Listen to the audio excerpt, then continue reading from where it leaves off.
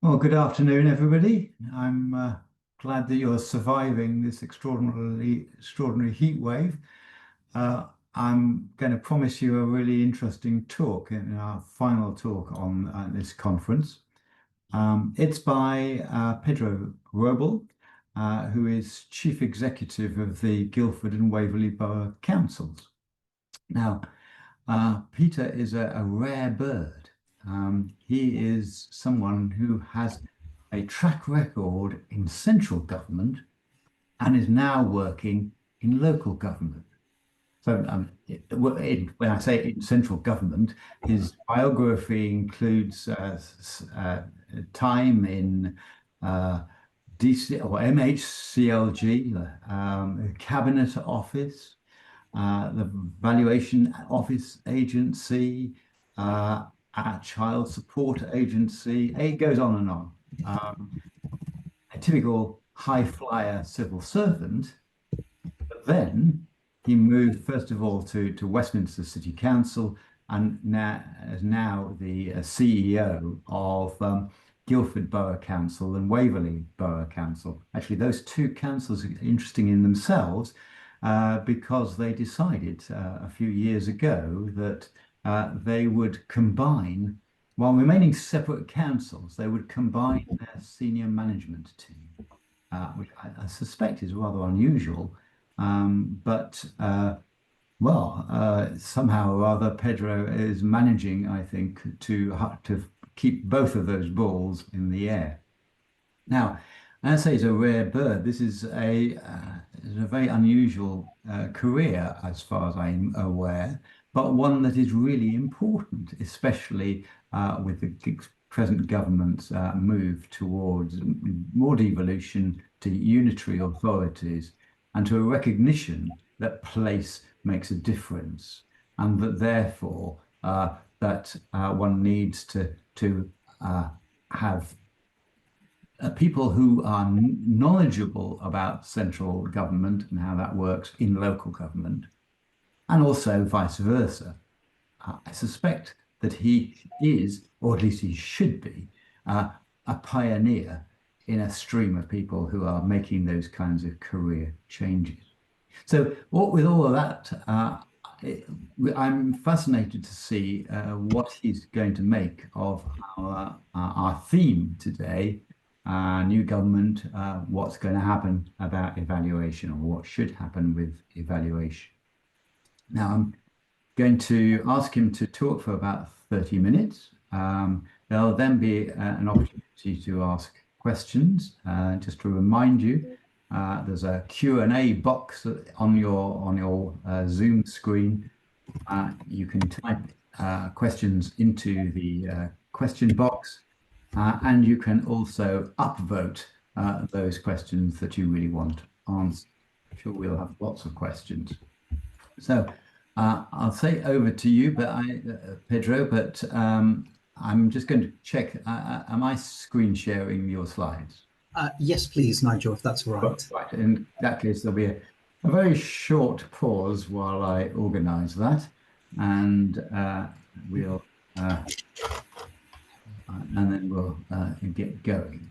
So Great. That should now be over to you. Do just shout what next slide. Great. Thank you, Nigel, for that very generous introduction. I will apologise for my sweaty face. I suspect that I am suffering from the same heat wave as the rest of you, but as we are making cuts in local councils, I don't have air conditioning, so I apologise for that. I also apologise if I'm occasionally looking up above the camera. That's because I am experimenting with this wacky world of two screens. So yeah, I'm slightly hesitant about where to look, but there we go. But look, thank you for having me this afternoon. For those of you who I haven't yet met, as Nigel said, my name is Pedro Wrobel. As he said, and as it says on the slide, I'm the chief exec of two borough councils, that's Guildford and Waverley. It's possible for me to be the chief exec of both because, as Nigel said, the councils are in a collaboration arrangement. So part of my task since I joined almost 14 months ago has been to bring the council's 16 months ago, can't even count, has been to bring the councils together to deliver better value and better outcomes. And that's an easy thing to say, isn't it? I'm here to deliver better value and better outcomes. We've all said something like that. But the point of today, I expect, is to make sure that when we say such things, we actually know what we mean, that we can be held to account on what we say, and that we're rigorous in the right way about our evaluation, and that we understand the consequences of what our commitments really mean. And I hope that's what you're expecting to hear. To Nigel's comment about the theme, I think I'm going to spend a bit more time on what should happen and a bit of time on what I hope will happen, but we can talk in the Q&A on what we think will happen. And I hope that those are as aligned as possible. So I slightly worry that I'm going to kind of cause PTSD flashbacks with this, but back to the sort of COVID times, but I will say, if that's okay, next slide, please. So I'm going to start by going back in time, indulging myself and giving you a bit of a sense of who I am so that you can work out whether or not I'm worth listening to. So I should start by confessing that I'm an economist. When I came out of university, all I really wanted to be was a pensions economist. And I remember my excitement when I first joined the DWP as a fast stream economist. I also remember how unpopular I became in my local pub when I tried to talk to people about just how exciting evaluation of pensions policy can be. Who doesn't like talking about sex and death, I'd say? Because after all, that's what we're really talking about when we look at pensions, right? Sex and death. And I actually used that joke in a speech I wrote for the then pensions minister a very, very long time ago. And in unrelated news, I am no longer a speechwriter. But anyway, I spent close to 20 years in Whitehall. I spent most of my early career in the Treasury, which did then and still does wield an outsized influence in both policy making and policy evaluation. When it comes to tax and spend, the most important evaluation metric is the scorecard impact. I'm not going to go over it here because I suspect you're all very familiar with that. But broadly speaking, if your tax or spending policy doesn't affect the scorecard, then the chances are that the Treasury will be considerably less interested in it. And this, in my view, is one of the biggest perverse incentives in the public sector. At its core, this evaluation metric means that we primarily view expenditure in the NHS or net zero or local government in terms of cost and only cost. I know this government is trying to change that, as others have before, but simplicity is compelling and it drives behaviour and it drives decision making. And that's a theme that I'll come back to. Anyway, I really enjoyed being a civil servant. I served Prime Ministers from Tony Blair through to Boris Johnson.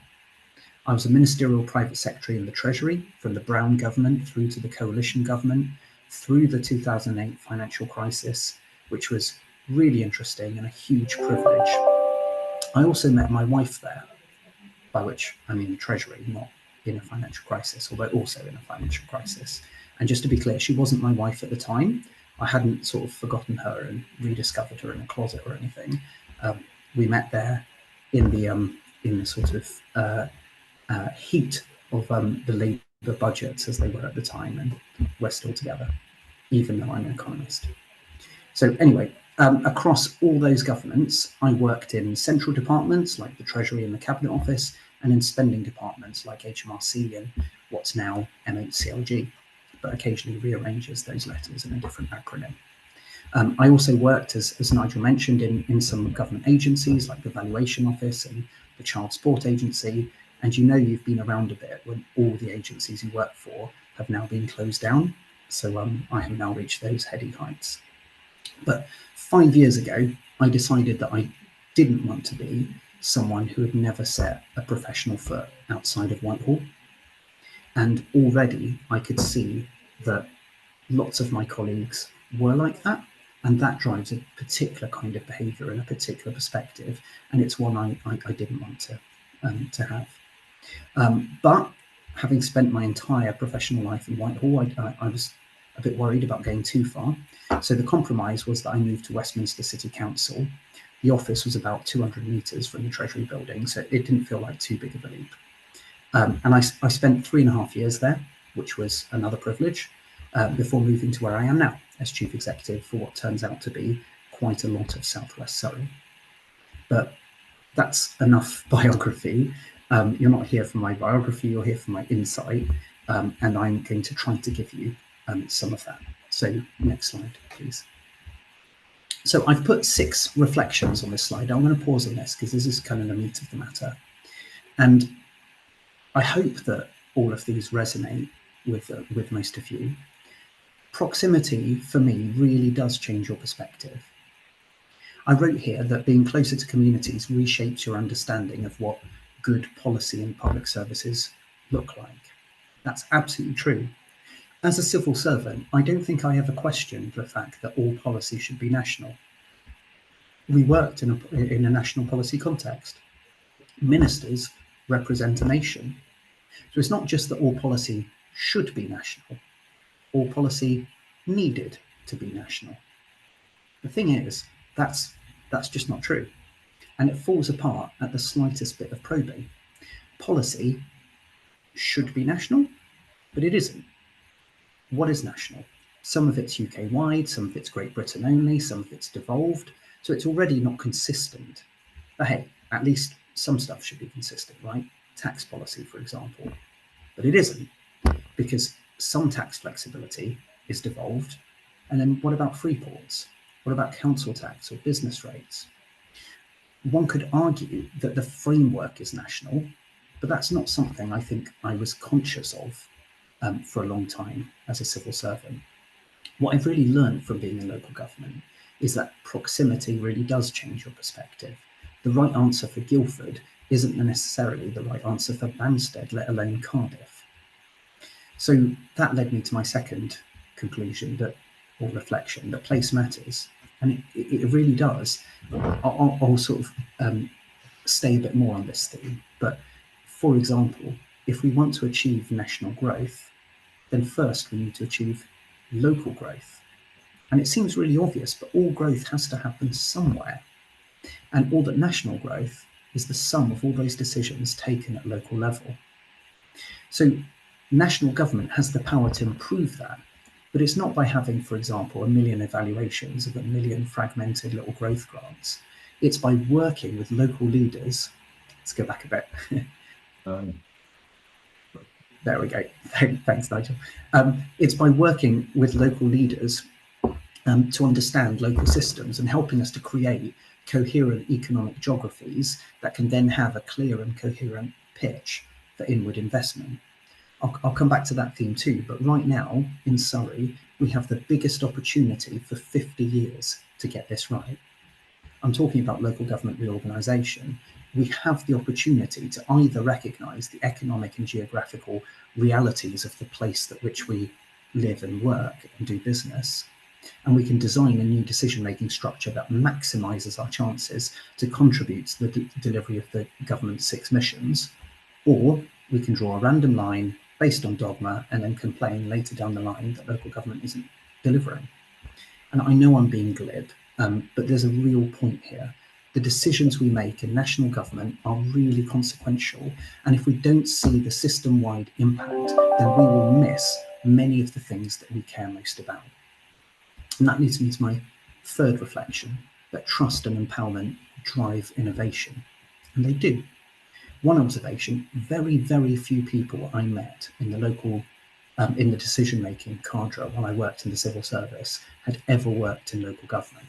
Nigel hinted at it earlier, but it includes those advising on how the local government system should be fundamentally reformed. Very few, if any, of those people have worked in local government before. Does that matter? I mean, I'm not saying it out of disrespect. I'm saying it to illustrate that we all have the perspectives that we bring. Innovation and success don't come from a sort of stranglehold on power.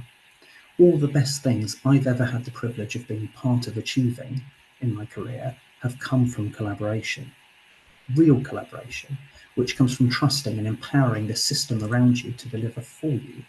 That's what made the difference.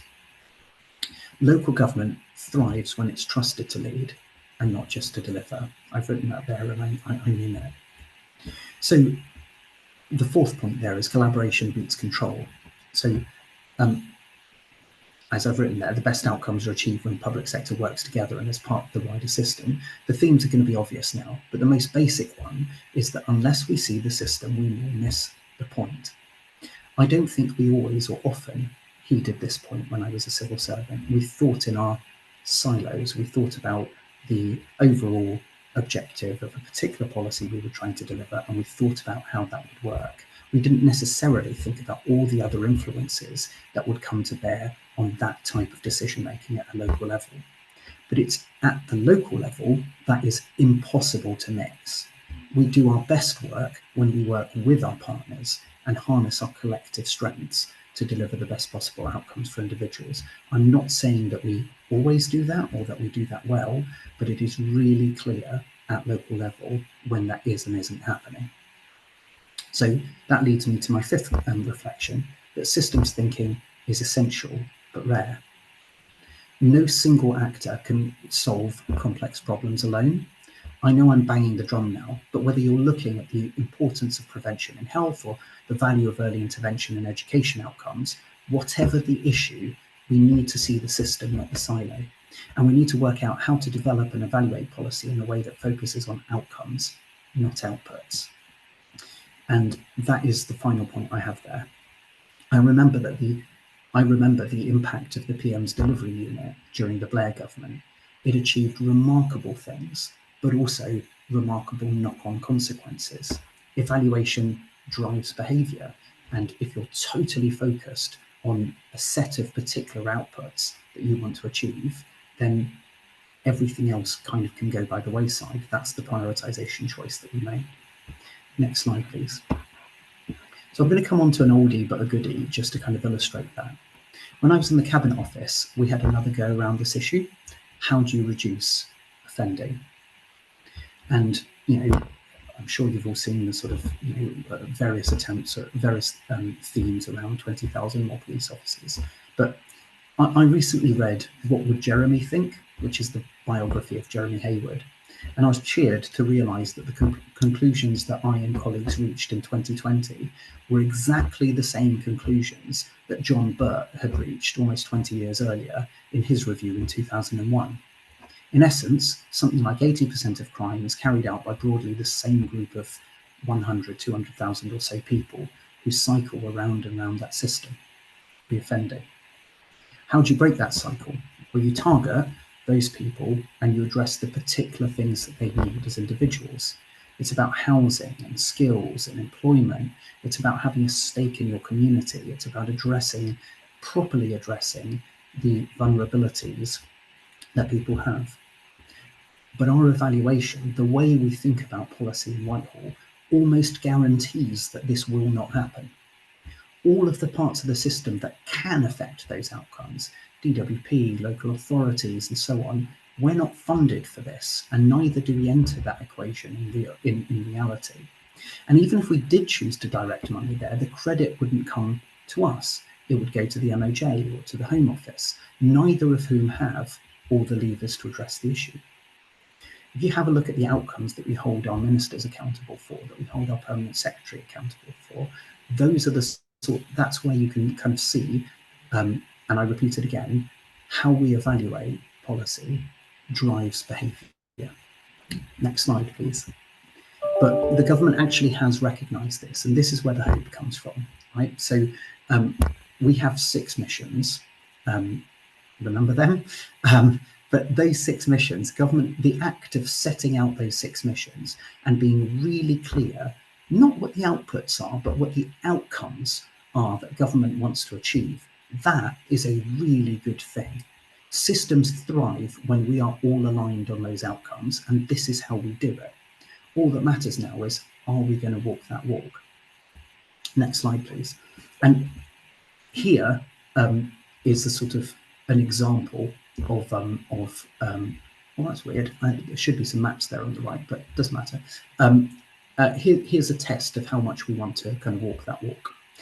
We are currently going through the most significant restructure of local government in Surrey since 1974. I'm sorry that my wording on this slide is slightly thrown together, but the point I'm trying to make is that answering the question about what is the right outcome for Surrey requires us to first understand what is the outcome that we're trying to achieve. If the outcome, if the objective is to save as much money as possible, and you believe that economies of scale carry on forever, then that might lead you in one direction. Incidentally, though, if that's the objective, then the reductio ad absurdum is that we shouldn't have local government at all. National government would have more economies of scale and would be cheaper, right? It's also not what the more sophisticated evaluations show. I've spent a lot of time on this question, and I think if the question we're trying to answer is what is the best possible organisation of local government to help achieve the government's 6 missions, then it's not even close. Understanding a place means understanding where there are coherent economic and cultural geographies. And whether you look at travel data, commuting data, migration data, business surveys, it all points in the same direction. There are 3 coherent economic geographies in Surrey. The north, which is mostly urban and has the M25 as natural boundary, looks to London and Heathrow. The east of Surrey, which is mostly rural, looks to the Gatwick Diamond for economic strength. And the west, which is semi-urban, hubs around Guildford, which has an outsized impact in terms of local employment. Economic growth is much easier to stimulate when you have a coherent economic geography, allowing you to develop a coherent inward investment strategy. And once again, though, this is a really good example of where evaluation will be driving decision making. Next slide, please. And oh, there we are. Here's the maps appearing. So we'll do one more next slide. You can have the other map. There they are. They're the 2 questions. So government at the moment is consulting on the right answer for Surrey, and I would urge, it's not what I think or what councillors think that matters. I'd urge anyone who lives, works, and does business in Surrey to participate. So next slide, slide 7. So Civic Lab. So this is an initiative that I'm really, really proud of, and it's one that I hope is a good example of working within the system. So we have at the University of Surrey a world-class institution who has spent decades leading thinking in kind of world-leading research and innovation. And I say that with love. All of my favourite computer games were built were made in the 90s and the early noughties were made in Guildford, in particular around the Surrey Research Park. So I have a particular fondness for this institution. But anyway, the point of the Civic Lab is if you have all of those fantastic researchers and innovators in one place, why wouldn't you bring them together with local policymakers? So what we're trying to do with the Civic Lab initiative, which we launched a couple of weeks ago, so this is a partnership between the University of Surrey and Guildford and Waverley Borough Councils. And what we're doing is we have been really clear about the outcomes that we want to achieve, and they are set out in our corporate strategy. And we are working through those with the research and innovation community at the university to work through what are the bits of research that the university is doing in each of those areas, and how can we redirect them or tweak them such that they are addressing the real life issues that we're dealing with as a council. It's a win-win. We get access in the council, we get access to world-class researchers and innovators, and in return, the university's researchers get to use the real world as their evaluation playground. You can see what the actual impact is of policy, and that can hopefully affect the quality of the evaluation and research that they're able to do. And at the same time, we're also addressing some bigger sort of pipeline issues. So, for example, we know that there is a shortage of planners across the UK, and there's a particular shortage in Surrey, where we just can't compete in the public sector with some of our private sector counterparts. So the university is starting a new planning course, and we are providing a sandwich placement.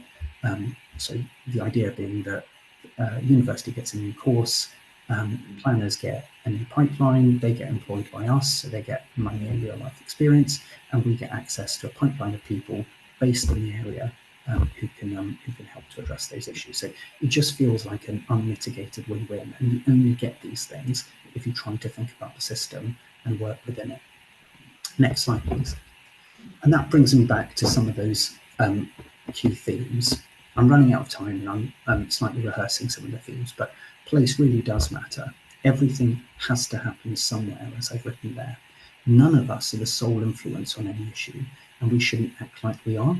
And that I say that from both a policy making and a policy evaluation perspective. We need to keep our eyes on the wider outcomes and evaluate those outcomes, even if we don't have full control of them. And that is one of the scariest things to do as a policymaker, to sign up to a framework that you know you don't have sole control over, but you do have influence. And I guess that's the key point. We operate in a system, and unless we recognise and work within that system, we will underdeliver. Next slide, please. Which brings me back to these challenges, and hopefully all of these will feel familiar from what I've said before. We are, all of us, trying our best in some very difficult circumstances. Nobody comes into the public sector, the wider public sector, so I include the university sector here. Nobody comes into the wider public sector for the financial advantages. We're all here because we want to do our best, because we want to make a positive difference to the society, to the communities that we love and we care about. My perspective is that we sometimes, even often, work against each other. That I see many well-meaning parts of the system become less than the sum of their parts because we're not targeting the same outcomes. And it's really easy, for example, to point to something like the experience of individuals with multiple disadvantage.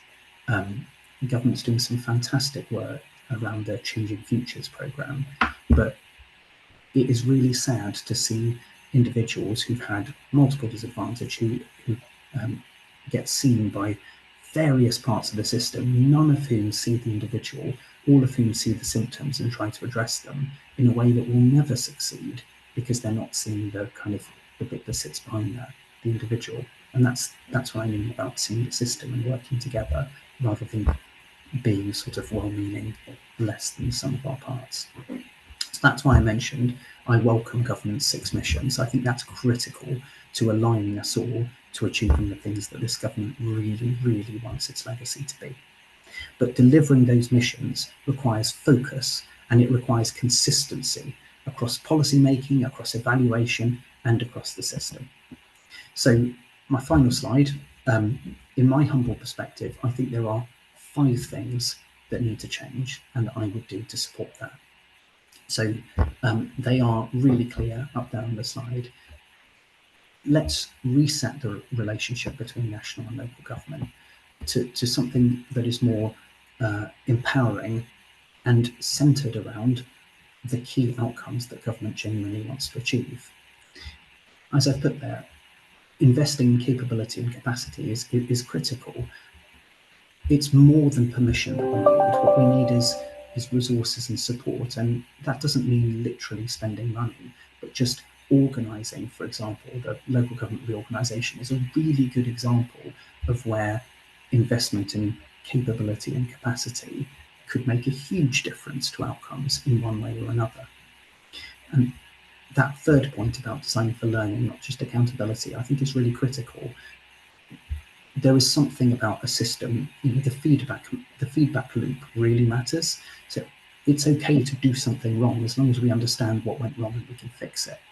And so putting ourselves in a position where we rigorously evaluate and understand what we've done and the consequences of that, I think are critical. And points 4 and 5 just kind of reinforce that. We live in a complex world. it's much easier to make small decisions, in a silo, but it is much harder to step back, to embrace the complexity, to recognise that we're operating within a system, and recognise that sometimes the best thing to do is to give up power as long as we're all clear on what that outcome is. And close the loop. Let's make sure we all understand what the impact is, the true impact is of our decisions, and let's be accountable for that. Thank you very much for your time. That's what I wanted to say. Thank you, Nigel. Thank you. Thank you very much indeed. That was really interesting, as I promised. Yeah, there's lots of applause arriving, virtual applause, which is great. Can I encourage people to put some questions into the Q&A box? While people think about that, I'm going to take Chair's privilege and ask you a question, if I may. As I said in my introduction, I actually said you were a rare bird. I hope that's not too insulting. I wondered whether you had any advice about how to make yourself less of a rare bird. How can we encourage people, your colleagues in central government and indeed in local government to cross the division, cross the gap, and go and work in the other place? Well, that's a really good question, and oddly enough, I faced a similar one when I first made the move from it's a huge move from the Treasury to HMRC, from kind of setting the strategy of tax policy making to being accountable for delivery of it, and that is a huge cultural shift, even though you're only walking from one side of the Treasury building to the other side of the Treasury building. But at the time, it was a huge deal. But I actually think I'm getting rarer and rarer as time goes on, and I'm seeing senior colleagues come across from the civil service to local government, and local government colleagues going into the civil service. I think there are ultimately, I think there's something about kind of what we value, and at an individual level, I care deep. I'm an immigrant, right? So I came to the UK when I was 12, and you see the world differently, I think, when you've chosen to be in a place. And I think my reflection is I wanted to be the best public servant that I could, and I didn't feel I could do that by spending my life in Whitehall. I thought it was important to experience different perspectives and to understand policy making from different perspectives. So I think there's something in what. Okay, actually no, I've got a better answer. So Whitehall, I think, doesn't always recognise experience elsewhere. So it actually forces you to take a sort of leap of faith if you're leaving it. Often, 5 years spent in local government just counts as a sort of 5-year career break. Sometimes, as far as the civil service is concerned. So I suppose you have to. One of the easiest ways to encourage more people to do this is that kind of cultural change in Whitehall, and recognising that actually, experience of delivery at a local level matters, be it local government or NHS or whatever it might be. Actually, expertise is a good thing. But yeah, that's that, and just kind of I am doing my bit to mentor and be available for any civil service colleagues who want to come into the local government sector. So we'll be doing more of that in Liverpool from tomorrow onwards at the LGA conference, which I know almost none of you will be looking forward to, but I will. That's great, yes. So I'm sure it isn't impossible, because there was a time when there was an encouragement to get people with experience of business into the civil service, and indeed civil servants to have an experience of business. And I don't know, my anecdotal impression is that had some success. Obviously, cases where it wasn't so successful, but yeah, I think we had John Manzoni as the chief executive of the civil service for a bit. Yeah. So that was definitely a sort of change in culture for a bit. Absolutely. So there is hope. Anyway, let me move on to the questions that are now arriving in the question box. Let me remind people that you can not only ask questions, but you can also upvote questions. So I have an anonymous attendee who asks, your reflection on key challenges mirrors my experience of working with local government on evaluation and evidence use. There's definitely a tension between the desire for more evaluation and better evidence and budget constraints. This is a kind of comment, but I'm going to add a question to the comment is, what is your advice about how to deal with that tension? This is one of those kind of false economies that all of us have come across, which is sometimes it's cheaper to just go, and if you've got a sort of if you've got a financial constraint, then it's easiest to jettison the evaluation element than it is to jettison what appears to be parts of delivery. But I think that's the biggest false economy there is out there, because otherwise you don't really understand whether you've succeeded or not, and rarely do you end up with 100% success rate. So my experience of delivering kind of big projects or big transformation or big changes within the public sector is that it's always, you always win some and lose some. And the real trick is understanding what you've won and what you've lost, so that you can kind of scale down the losses and scale up the wins, or address them as appropriate. And for that to work, you need to be rigorous in the way that we kind of move forward. And that means, so since I've come to Guildford and Waverley, for example, I've had to make the case to invest in more analytical resources, because we literally had nobody. And it got to the point where the sort of assumption at a local level is that, don't worry, accountants can do that. But they're accountants, they're not evaluation professionals. So you need an intelligent client, and you need to recognise, again, that there's a big, really great university right on your doorstep. Maybe there's a partnership here that can be done, and so on and so forth. But I think, as far as I'm concerned, rigour in policy making and evaluation is a non-negotiable and needs to be part of any successful programme. And I would argue that a lot of the sort of programme failures that we see around the place can probably trace elements of that to a lack of self-awareness or evaluation as we go through or monitoring. Thank you. Louis Cantello asks, thanks, Pedro. As someone who's worked across local and central government, so another rare bird, are there any key differences in terms of approaches to evaluation? Are there different evaluation frameworks that are preferred, theory-based, quasi-experimental, value for money? Are there different priorities in terms of robustness, flexibility, or adherence to green and magenta books? So do you detect a difference between local and central government's approaches to evaluation? Not when it's done seriously. Like I think local government really does, or my experience is that in local government we really do try to reflect best practice when it comes to, or at least consistent practice when it comes to evaluation.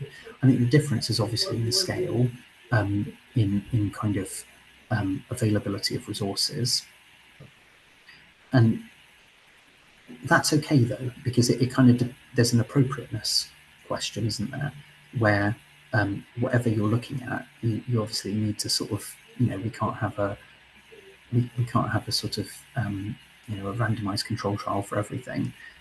So I think the big difference is in what we're trying to achieve. So if the challenge for me is less how we carry out the evaluation and more about whether we've targeted the right things for evaluation in the first place.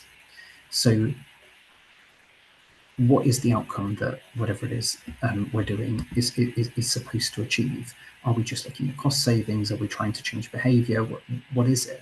Because what I think the biggest issue I've seen in both local and national government is you start off with a particular declared outcome, and then you evaluate something a bit different to that, and then the conclusion that you then reach is something different entirely, and then you've got that kind of divorce from what you've achieved and what you started out wanting to achieve are very different things.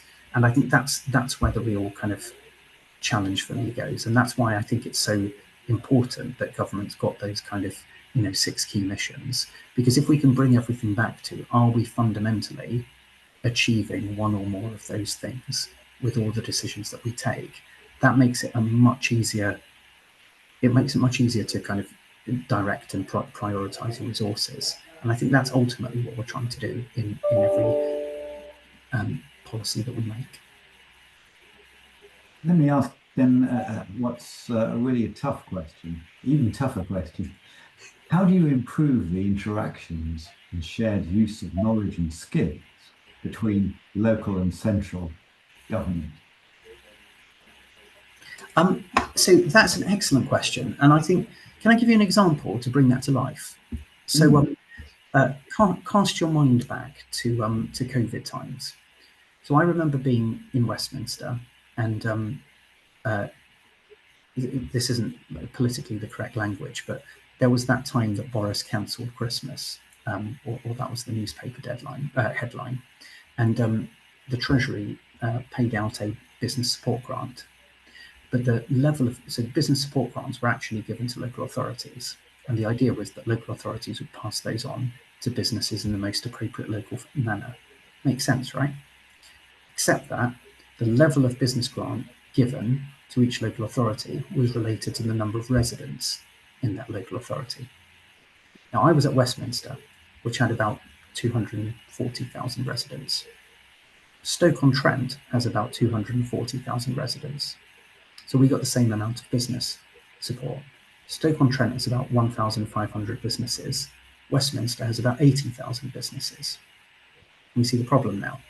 So I had to go to Selfridges and say, here's £150. You've got to close over Christmas and the New Year, your key trading period. But don't worry, the Treasury is giving you £150 to make up for it. It was a nonsense. And I remember having to then, luckily I have lots of Treasury officials' numbers on my phone. So I was phoning, I found out who the relevant, lead official was, and I phoned him. And, in a sort of slightly less nice way, I said, what the heck is this? And the Treasury response to all of those things is always, well, there'll be winners and losers, which is right, but there'll be less winners and losers, and you'll actually achieve the outcomes that you want to achieve if you target the thing that you're actually trying to target. So we went through the conversation of what is the outcome you want to achieve, and then we, to his credit and to the Treasury's credit, the next round of business support grants was based on the number of businesses in an area.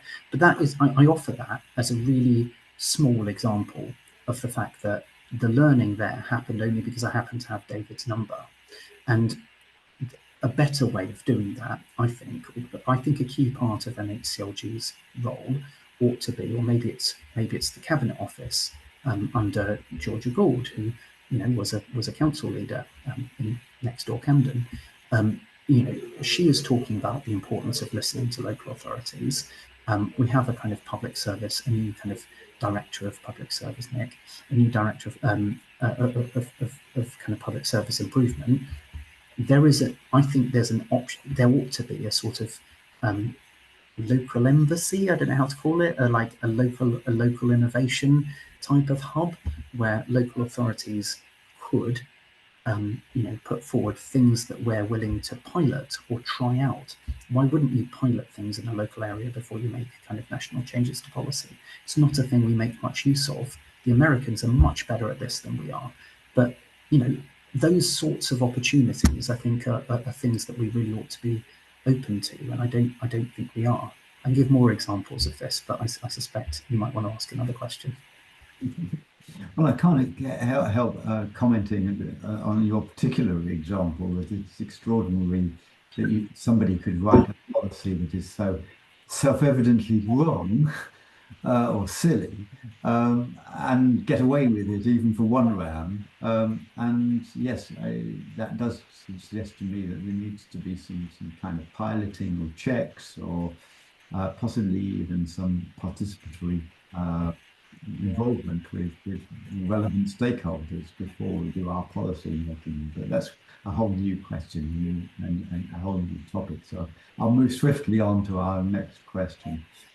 Our anonymous attendee is very prolific. I suspect it's another person. Who says that I agree that local policy options should be tailored to suit local characteristics. It also gives you a chance to innovate and experiment. Have you any examples where you have implemented novel interventions and evaluated whether they've been, one, implemented efficiently, and two, deliver the desired outcomes? This is important for both local accountability but also national learning and adoption if successful. So that was, that was a kind of follow-up question, in fact. Yeah. I mean, lots of them, and they tend to be kind of, well, actually, I want to just come back on one bit, Nigel, that you mentioned beforehand. Just to be fair, the example I gave during COVID, like everyone was in a rush and trying to answer questions quickly during COVID. So I don't hold my my Treasury colleagues responsible, or we shouldn't be too mean about that. I offer that as an example for if we're doing stuff in a hurry and we don't talk to each other. These are the sorts of things that happen. But substitute that with planning policy or changes to the community infrastructure levy that were proposed under the previous government. Pick your poison, and you'll see kind of what happens when we don't kind of work together. But in terms of kind of examples of innovation, I mean, there are a kind of a local example is around it's going to sound really tiny, but commercial waste disposal. So a really good example of this. So just to give you this is a Westminster example, but at the moment it is down to each business to determine who is going to get rid of their commercial waste. So in a place like Westminster, imagine Soho, if every business can, in theory, have a different commercial waste collector. So you could have and remember, for every different commercial waste collector you've got, that's another waste lorry that's got to go down those narrow Soho streets to pick up that specific bin. Manhattan in New York had a similar problem, and it led to huge amounts of congestion, huge amounts of kind of air quality impacts, and an increase in road traffic accidents as a result of that. And we saw the same thing in Westminster. In New York, they did this brilliant experiment where they changed the model and basically said, right, well, what we're going to do is we're going to franchise by area. So the competition moved from a kind of business to business competition to a sort of area franchise. And the idea is, so therefore in that area you'd compete, you'd get one supplier and they'd do everyone. And that meant they could reduce the number of lorries because you'd have kind of consecutive pickups. Led to an 80% reduction in kind of lorry movements, huge reductions in kind of or improvements in air quality, something like a 50% reduction in kind of road traffic accidents involving those lorries, etc., etc. So like significant benefits. So we offered to pilot that in Westminster, and we'd worked it all up for how we wanted to do it. Really good support from the Department for Transport, really good support from what was then, I lose track. The same department did net zero as did competition. Can't remember its name. DSIP maybe? Base, thank you. Well, whichever one, anyway, yeah. And they, sorry, this is what happens. 5 years at the civil service and I lose track of the department names. But either way, the sort of net zero side were really up for it. And then the competition side kind of hacked it, said absolutely not, that's anti-competitive. And of course it isn't, it's just differently competitive. But what that helps to kind of illustrate, that was then a sort of, coming back to the previous question, it would have been so helpful to have had a kind of a single place to go to say, it cannot be efficient that the local authority is supposed to be the one joining up the various bits of Whitehall to get out a consistent decision and a consistent bit of advice. So I offer that as an example of kind of when you're trying to do the right thing with clear evaluation and impacts kind of behind you, and we don't have the perfect way of getting into that big old system. That's great. Yeah. We have pretty much run out of time, so I'm going to allow one more question and then we will stop. It's a compliment to you that you have so many questions queuing up. What do you, another anonymous attendee asks, what do you as a CEO, commissioner and user of evidence want from evaluative evidence? That's a really good question.